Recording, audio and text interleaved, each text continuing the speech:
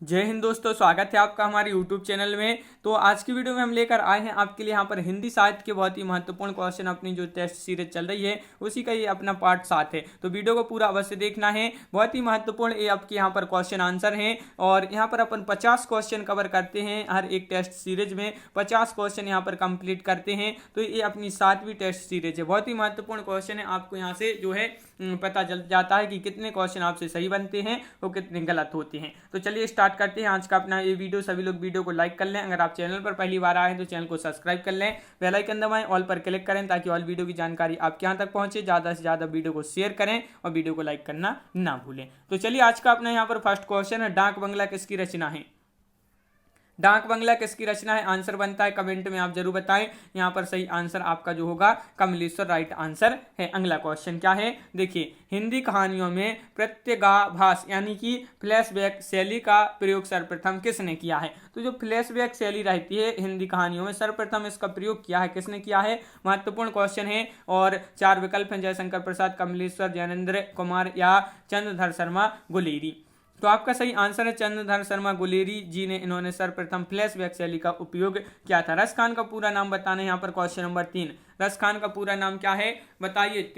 4 विकल्प दिए गए हैं। क्वेश्चन नंबर 3 है अपना, बहुत ही महत्वपूर्ण क्वेश्चन है और रस खान का पूरा नाम सभी के लिए पता है, सैयद इब्राहिम आपका सही आंसर है। अगला क्वेश्चन क्या है, देखिए आपका अगला क्वेश्चन है यहाँ पर, सांझ होते ही ना जाने छा गई कैसी उदासी, क्या किसी की याद आई ओहे विरह व्याकुल प्रवासी। किसकी पंक्ति है? ये पंक्ति बताना है आपके लिए। बहुत ही महत्वपूर्ण पंक्ति यहाँ पर पूछी गई है। पंक्ति बताइए किसकी है? क्वेश्चन नंबर 4 का आंसर क्या होगा? तो 4 का सही आंसर है नरेंद्र शर्मा। विकल्प नंबर आपका 1 यहाँ पर सही आंसर है।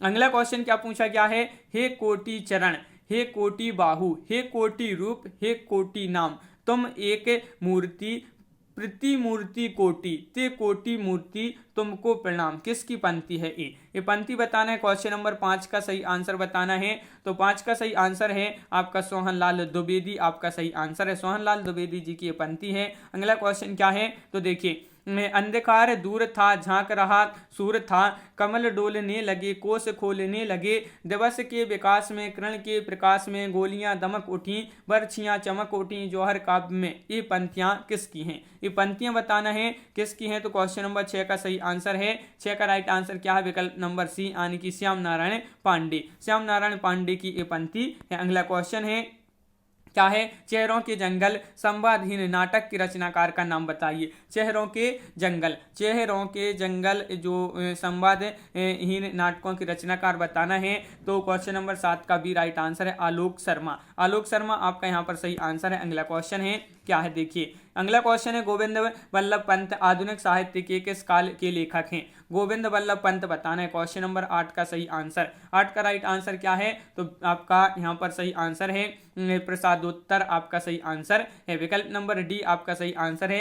ये जो है गोविंद वल्लभ पंत आधुनिक साहित्य के किस काल के लेखक हैं? तो साहित्य प्रसादोत्तर आपका सही आंसर है। अगला क्वेश्चन क्या है, जेपी श्रीवास्तव किस विधा के प्रसिद्ध लेखक हैं? उपन्यास, नाटक, प्रहसन या कहानी। ये 4 विकल्प हैं। जेपी श्रीवास्तव किस विधा के प्रसिद्ध लेखक हैं? तो 9 का सही आंसर है विकल्प नंबर सी यानी कि प्रहसन।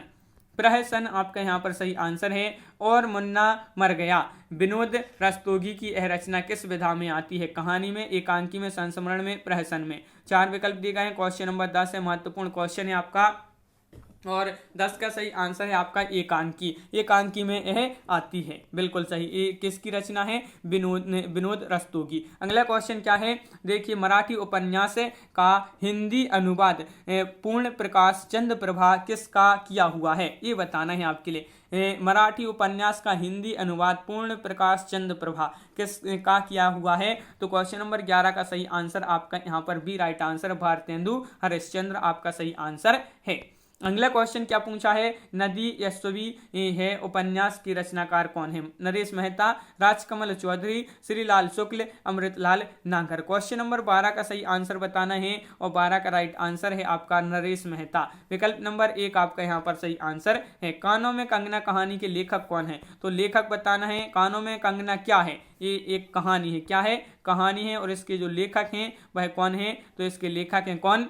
तो क्वेश्चन नंबर 13 का राइट आंसर है विकल्प नंबर बी राजा राधिका रमन सिंह। विकल्प नंबर बी आपका यहाँ पर सही आंसर है। अगला क्वेश्चन क्या है, देखिए इंस्टॉलमेंट कहानी किसका कहानी संग्रह किसका है। इंस्टॉलमेंट कहानी संग्रह किसका है, नरोत्तम नांगर, चतुर्सेन शास्त्री या भगवती चरण वर्मा, चंद्रगुप्त विद्यालंकार। तो क्वेश्चन नंबर 14 का सही आंसर बताना है। 14 का सी राइट आंसर है भगवती चरण वर्मा आपका सही आंसर है इंस्टॉलमेंट। अगला क्वेश्चन क्या है, रक्षाबंधन किसकी सर्वप्रथम कहानी है, रक्षाबंधन बताना है।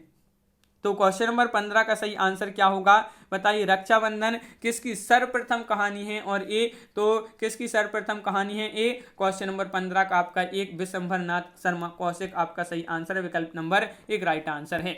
अगला क्वेश्चन है फूटा शीशा कहानी संग्रह किसका, भगवती प्रसाद वाजपेयी, सदगुरु शरण अवस्थी, चतुर्सेन शास्त्री या भगवती चरण वर्मा। तो क्वेश्चन नंबर 16 का सही आंसर आपका जो यहाँ पर है वह है आपका विकल्प नंबर एक भगवती प्रसाद वाजपेयी आपका यहाँ पर सही आंसर है। अगला क्वेश्चन क्या है, त्रिवेणी आलोचना संग्रह किसका है। त्रिवेणी आलोचना संग्रह विश्वनाथ प्रसाद मिश्र या रामचंद्र शुक्ल, हजारी प्रसाद द्विवेदी, चंद्रगुप्त विद्यालंकार। क्वेश्चन नंबर 17 का सही आंसर बताना है।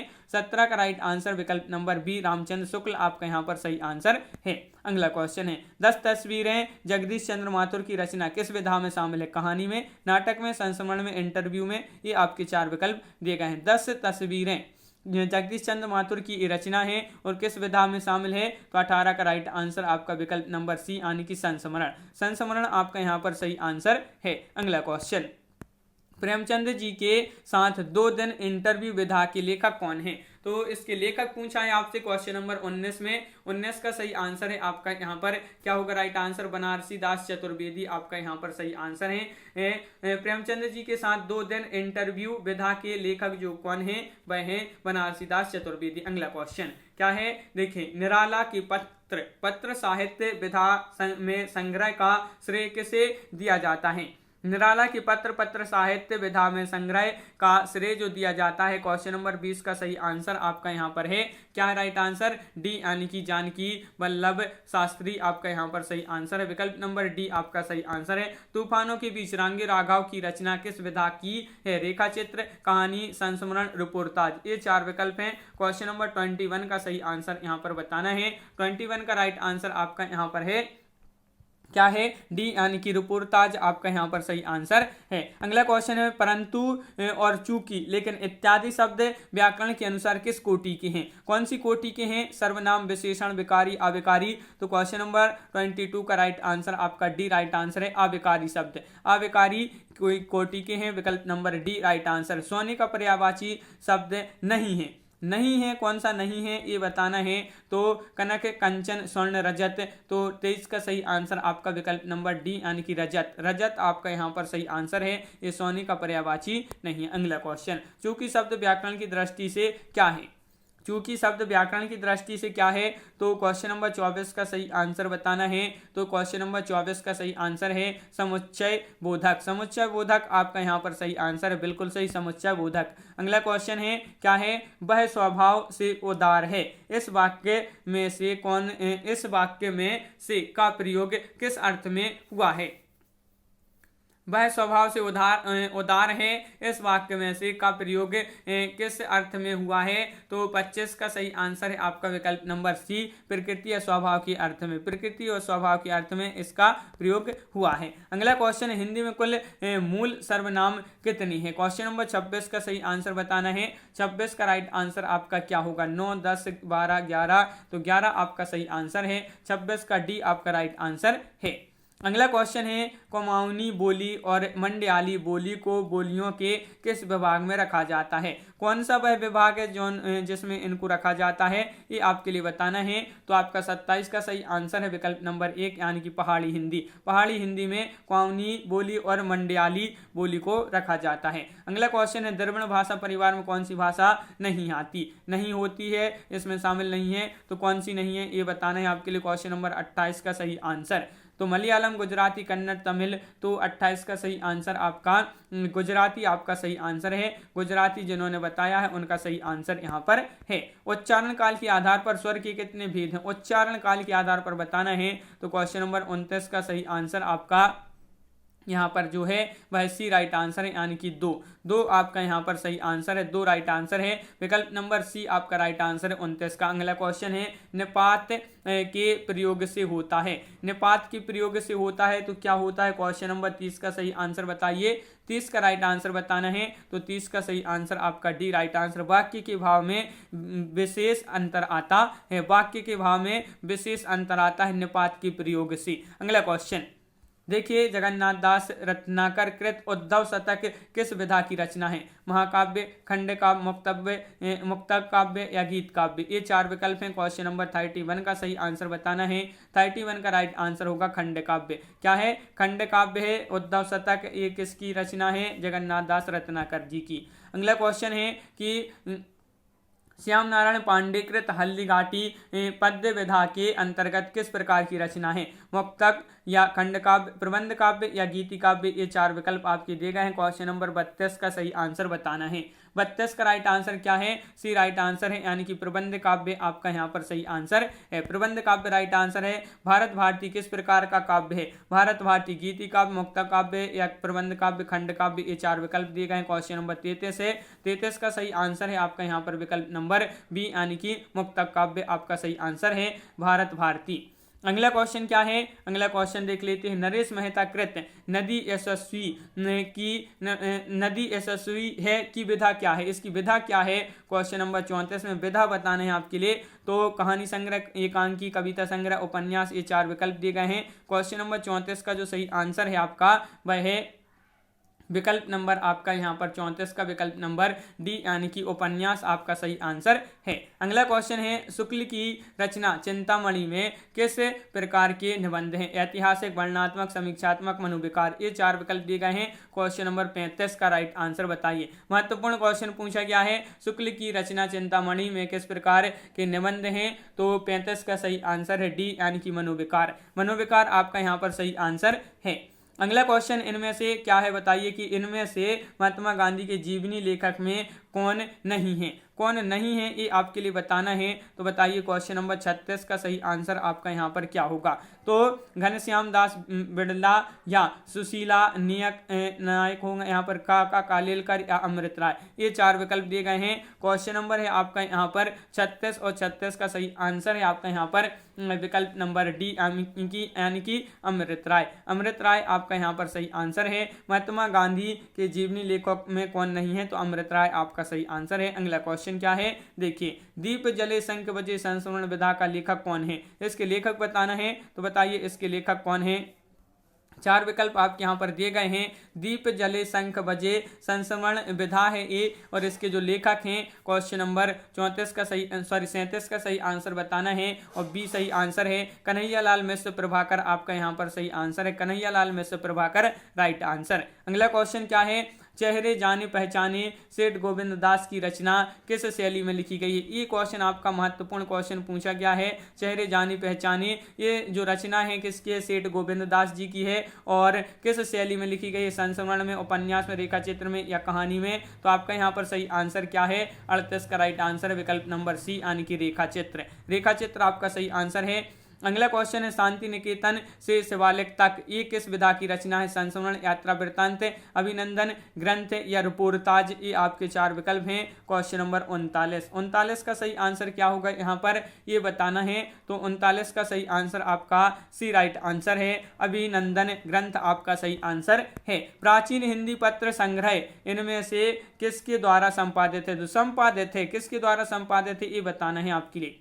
तो धीरेन्द्र वर्मा, लक्ष्मी सागर वासनी, कमलापति त्रिपाठी, पांडे बेचन शर्मा, उग्र। 40 का सही आंसर है आपका यहाँ पर विकल्प नंबर डी, पांडे बेचन शर्मा उग्र आपका यहाँ पर सही आंसर है। अगला क्वेश्चन है तरुण भारत के सहकारी संस्थापक कौन थे? इसके संस्थापक पूछा है आपसे, संपादक पूछा है यहाँ पर। संपादक कौन थे? तो बताइए इसके संपादक कौन थे? 4 विकल्प दिए गए हैं। क्वेश्चन नंबर 41 है। रामवृक्ष बेनीपुरी आपका यहाँ पर सही आंसर होगा। ये कौन थे? संपादक थे, तरुण भारत के सहकारी संपादक थे। अगला क्वेश्चन है पंत के 200 पत्र बच्चन के नाम नामक पुस्तक का संपादक कौन है? ये क्वेश्चन है आपका 42वां और महत्वपूर्ण क्वेश्चन आपका यहाँ पर पूछा गया है। पंत के 200 पत्र बच्चन के नाम नामक पुस्तक का संपादक कौन है? तो 42 का right answer C Harivansh Rai Bachchan आपका सही आंसर है। अगला क्वेश्चन है, जीवनी साहित्य का बहुमुखी विकास किस काल से हुआ है? जीवनी साहित्य का पूछा है तो प्रसाद काल से, द्विवेदी, भारतेंदु, छायावादोत्तर।